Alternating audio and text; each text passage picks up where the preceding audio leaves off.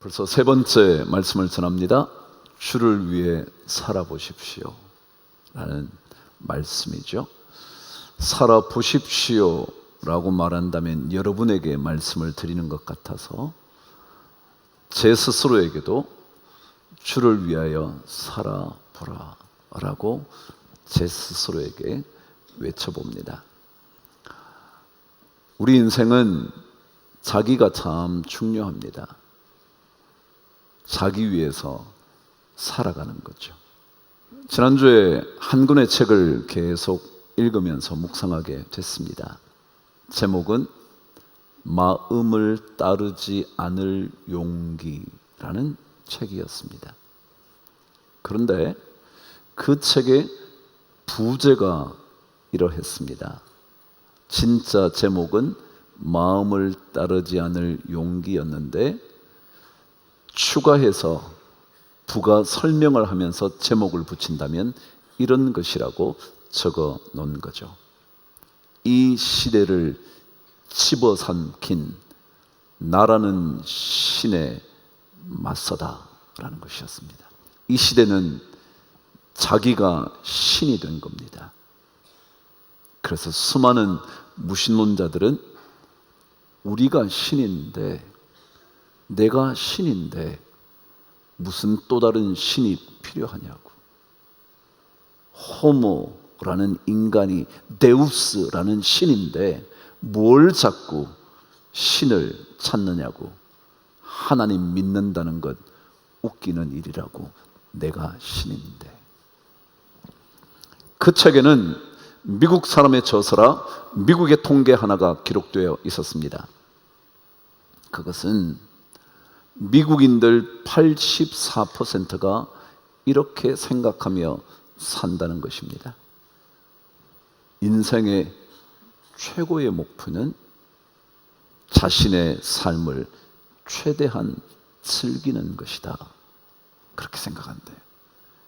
인생 산다는 게 뭐냐 하면 즐기면서 살다 가는 거지 라고 84%가 그렇게 생각한다는 겁니다.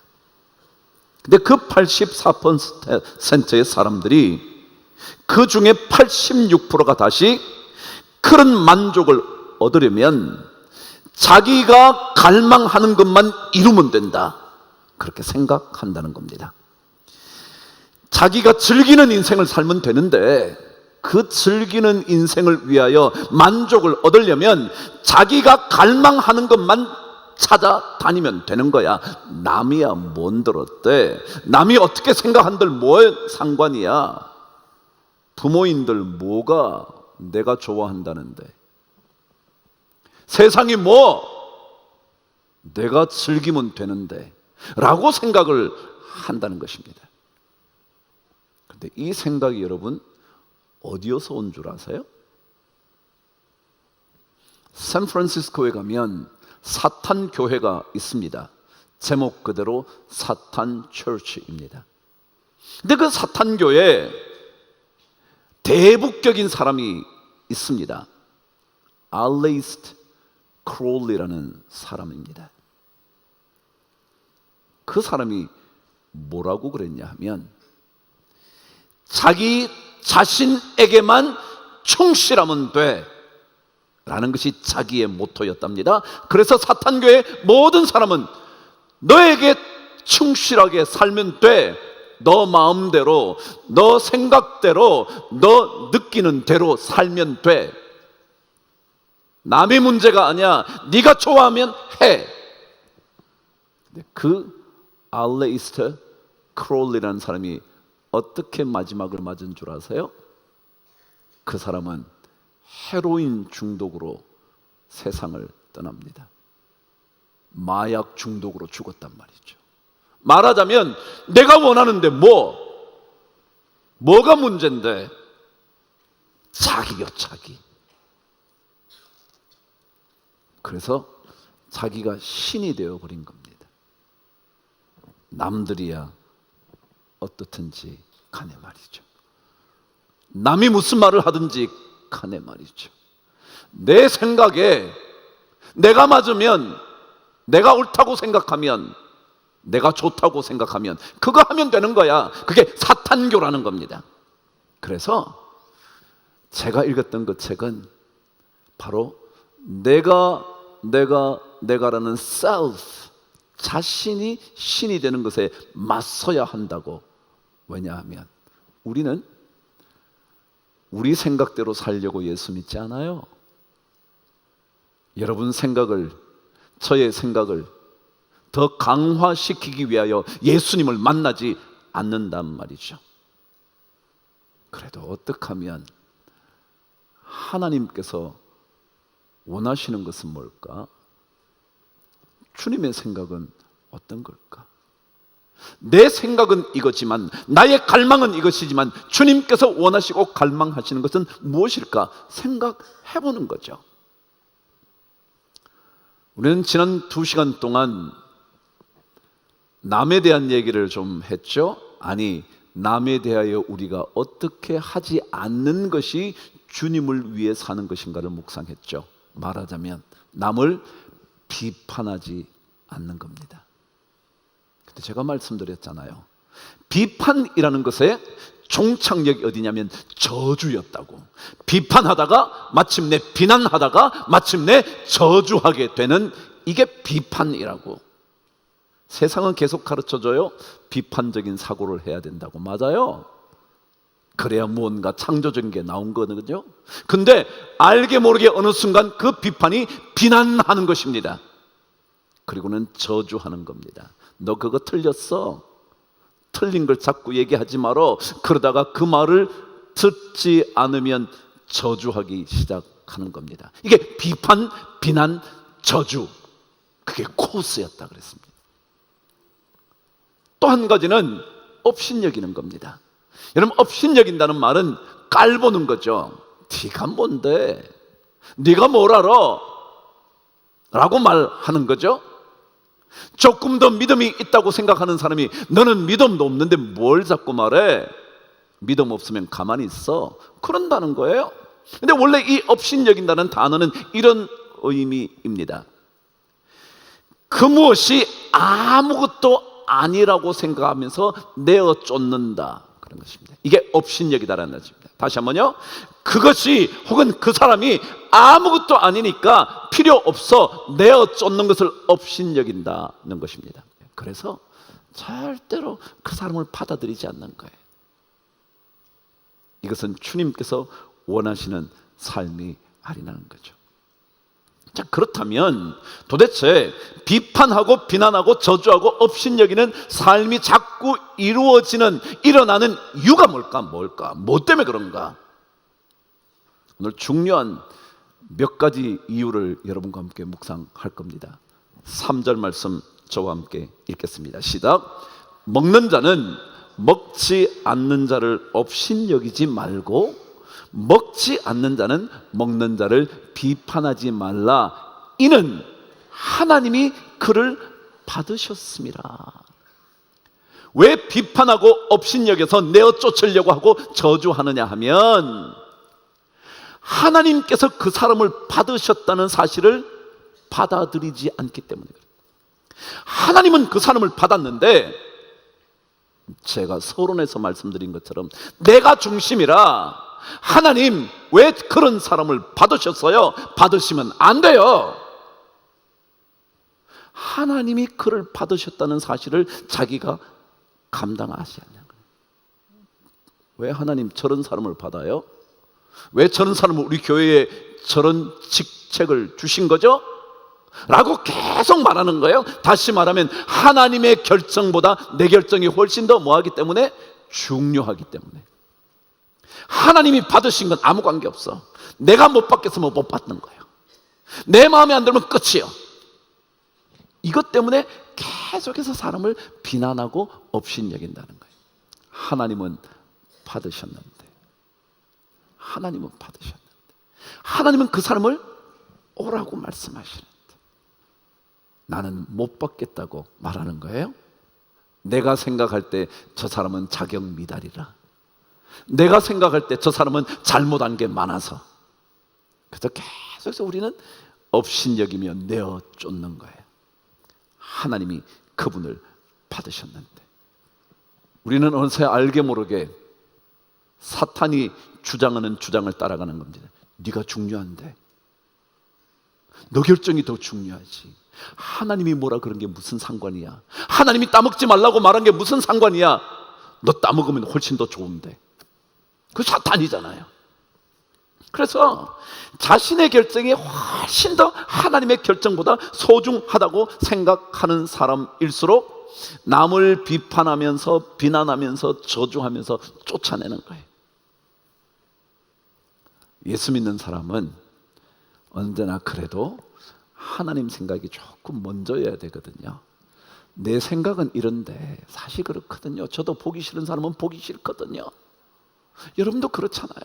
그렇지만 내 생각은 그렇지만 내 느낌은 그렇지만 내 감정은 진짜 그렇지만 그럼에도 하나님은 어떻게 하셨는지 우리는 고민하는 게 신앙생활 아니에요?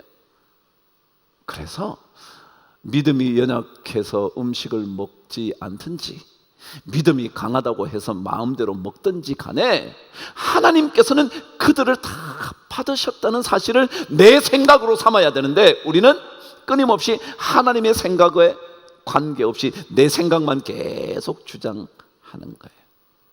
그래서 비판이 그치지 않고 비난이 그치지 않고 마침내 교회 안에도 저주가 난무하는 거죠.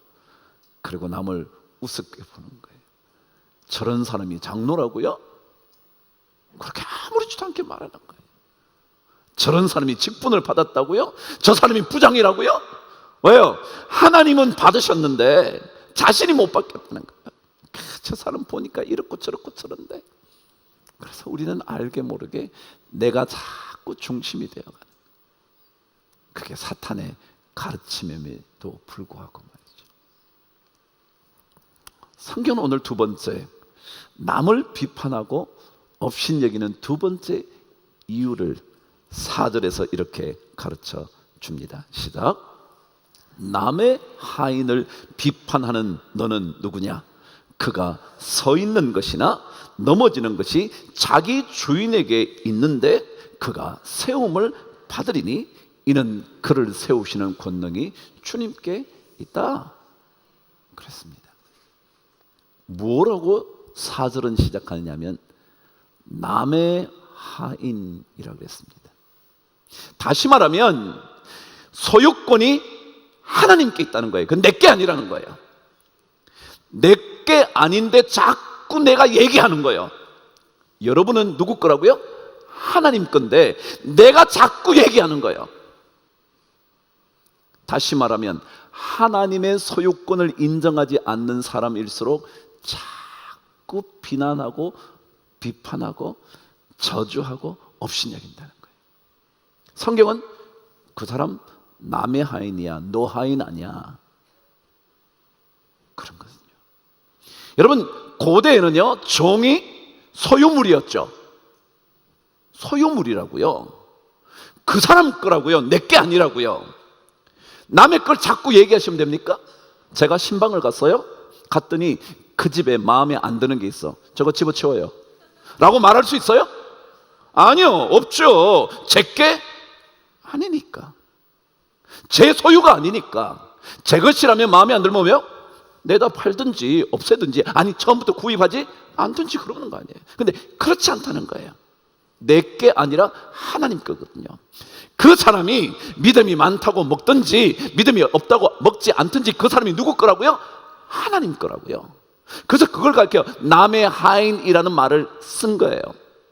특별히 종이나 하인은 의미가 똑같죠? 그런데요, 성경의 종과 하인을 오늘 성경은 다르게 쓰고 있어요. 하인이라는 말을 썼을 때는 특별히 이런 의미가 담겨져 있답니다. 그 의미가 뭐냐면 이 하인이란 말은 특별히 그 집안의 가족으로 생각하고 있다. 그게 하인이래. 종은요, 누구든지 와서 딱 보다가 저 종 괜찮은데 나한테 팔래? 라고 말할 수 있대.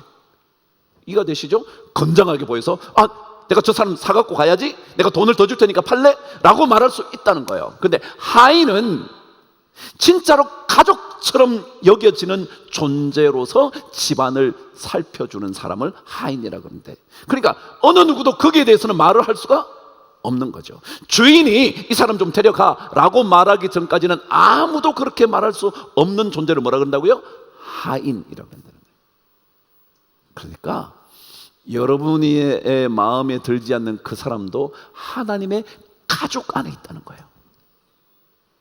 제가 여러분이 마음에 들지 않는다 해도 하나님의 가족 안에 있는 사람을 내가 마음대로 할 수 없다. 내가 그러면 안 된다. 그게 바로 하나님의 소유권을 인정할 때라야만, 그래야 남을 함부로 비난하지 못한다는 거죠. 남의 건데요. 주인의 뜻에 따라 쓰는 거지, 주인의 뜻에 따라 부르기도 하고 마음대로 결정하는 것이지 외부인 내가 마음대로 결정할 수 없다는 거예요. 여러분, 그래서 말이죠, 더더욱이 제가 3절에 하나님이 그를 받으셨음이라 그랬잖아요. 그죠? 여기에 받다라는 동사가 원래 뜻이 뭐냐면 자기의 소유로 삼다, 그런 뜻이거든요. 자기 것으로 가져온다, 이게 받아들인다는 거예요. 하나님이 여러분과 저를, 그리고 여러분 보시기에 마음에 안 드는 그 사람을, 제가 보기에 마음에 안 드는 그 사람을, 여러분이 보시기에 마음에 안 드는 저를 하나님이 자기 것으로, 소유로 받으셨다는 거예요. 그랬으니 우리가 함부로 말할 수 없다. 남의 것에 대하여 우리가 왈가왈부할 수 없다. 남의 것에 대하여 콩내나라 말할 수 없다. 콩 주면 콩 받고 팥 주면 팥 받아야지 내가 가가지고 팥 내나 그럴 수 없다. 결론이에요. 그런데 이 모든 일에 대하여 꼭 기억해야 되는 게 있어요. 오늘 저와 함께 다시 한번 4절을 읽으실 텐데 잘 들어보셔요. 시작. 남의 하인을 비판하는 너는 누구냐? 그가 서 있는 것이나 넘어지는 것이 자기 주인에게 있음에 그가 세움을 받으리니 이는 그를 세우시는 권능이 주께 있음이라. 뭐라고 되어 있냐면요, 남의 하인이 다 그 주인에게 달려 있는데 그 하인을 세우는 일도, 그 하인을 넘어뜨리는 일도 다 누가 하는 거라고요? 그 주인이 하는 건데, 근데 그 다음 말이 뭐냐면 그가 세우시리니, 그렇게 돼 있어요. 다시 말하면 하나님은요 어떤 분이시냐면 누군가를 세우시려는 분이에요. 오늘 말씀에 그가 세울 수도 있고 넘어뜨릴 수도 있다고 그랬죠. 그런데 그분이 그를 뭐 하신다고요? 세우신대. 하나님은요 세우시는 분이에요. 하나님은 회복시키시는 분이에요. 하나님은 고치시는 분이에요. 하나님은 살리시는 분이에요. 넘어뜨리시는 분이 아니에요. 아무리 그에게 고난을 허락하신다 하셔도요, 뭐 하시려고요? 세우시려고. 그럼 하나님은 그 누군가를 무너뜨리기 위해서 그 사람에게 어떤 일을 일으키시지 않습니다. 아무리 그 집안이 풍비박산 나는 것처럼 보여도 하나님은 그 집을 무너뜨리려고 그렇게 하시지 않습니다. 뭐라고요? 그가 저를 세우시리니, 이는 그가 세우는 권능을 가지고 계시기 때문에 그렇다. 그럼 솔로몬 성전에는요, 성전 안으로 들어가기 전에 먼저 만나는 게 있습니다. 그게 뭐냐면 두 기둥입니다. 성전을 들어갈 때 들어가면서 만나게 되는 게 거대하게 세워진 두 기둥입니다. 그 기둥은 실제로 건물을 떠받치고 있는 기둥이라기보다 상징적으로 세워놓은 기둥이라 말합니다.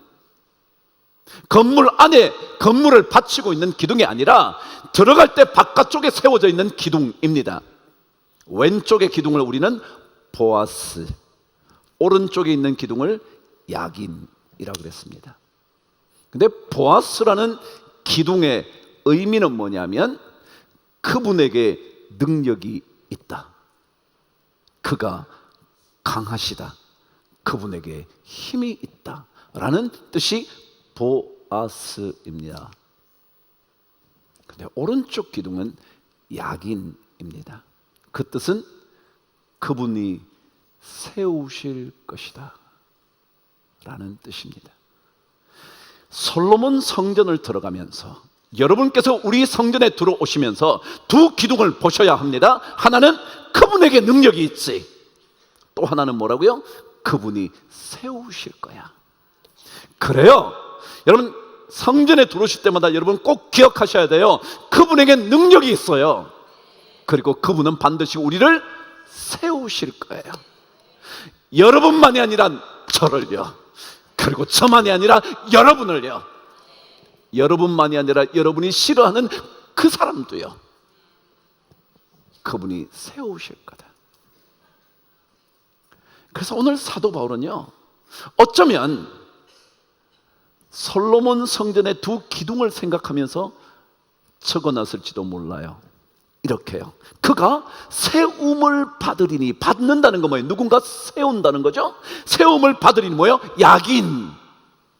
그 다음에 뭐예요? 이는 그를 세우시는 권능이 주님께 있다, 그분에게 능력이 있다. 보아스. 이해가 되세요?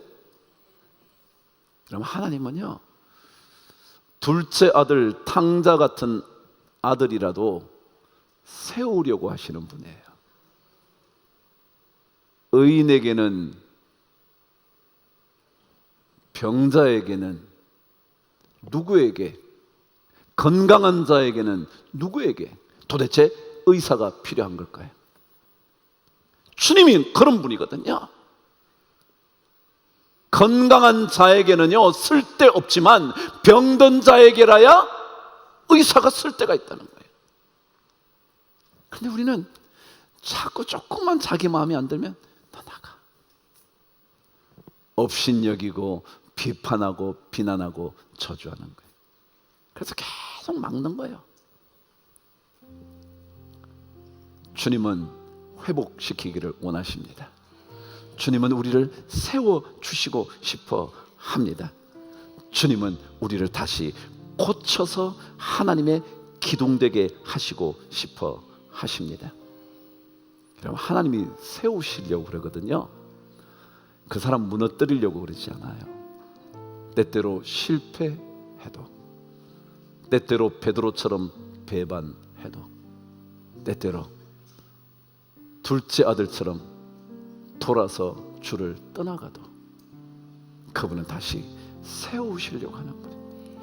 이 마음을 모르면 우리는 계속 비난하고 비판하고 남을 저주합니다. 그것은 주를 위해 사는 것이 아닙니다. 우리는 살아도 주를 위하여 살고 죽어도 주를 위하여 죽나니 그러므로 사나 죽으나 우리가 옛날 성경 다 주의 것이로다. 하나님의 이 마음 꼭 배우시죠?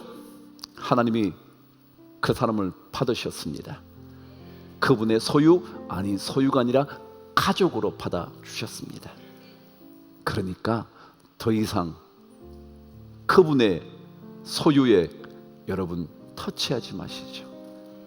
그냥 우리는 주님께서 세워주실 줄 믿고 믿음으로 잘 함께 걸어갈 수 있게 되기를 축복합니다.